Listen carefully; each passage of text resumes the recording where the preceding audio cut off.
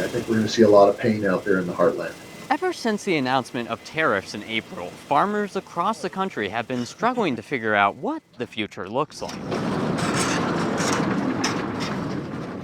I do think America is, if not in, certainly on the verge of a major farm crisis. Brian Kuhl is the executive director for Farmers for Free Trade. He says from soybeans to wheat, export markets for many crops have dried up due to tariffs. That's impacted Montana farmers like Steve Shepels, the vice president of the Montana Grain Growers Association. Spring wheat, the pulse crops, peas, lentils, chickpeas, barley, none of those crops are looking like winners at this point. So it really doesn't look like there's not very many choices anyway that I'm aware of where you can, given the current state, make money next year.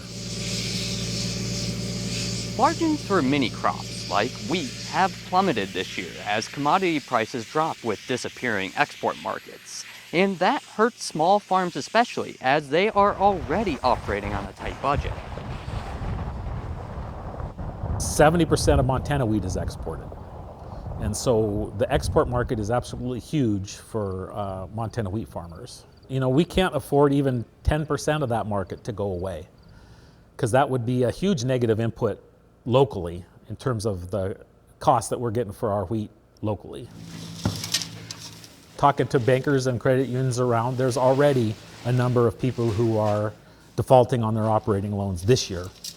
And people are seriously having the conversation around the kitchen table whether or not they can do it again next year. With some farmers already falling behind on their loans, the potential for them to be swallowed up by larger operations is a real risk, as seen in the previous trade war in the late 2010s. It starts at the smallest farm. They have the least wiggle room in terms of money in the bank and ability to live through a few bad years.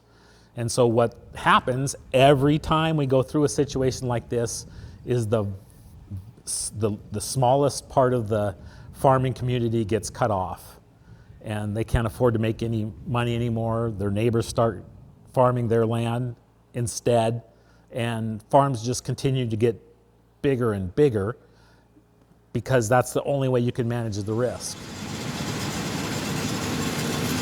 And overall, both Shepels and Kuhl say that irreparable damage to the nation's reputation has already been done, and rebuilding overseas relationships will take years. For 50 years, America has run an ag trade surplus. That means we sell more than we buy.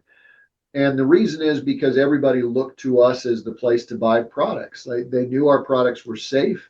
They knew they could count on them being delivered on time. They knew that we could sell them at a competitive price, and they knew the price term and delivery term was not going to change on a whim.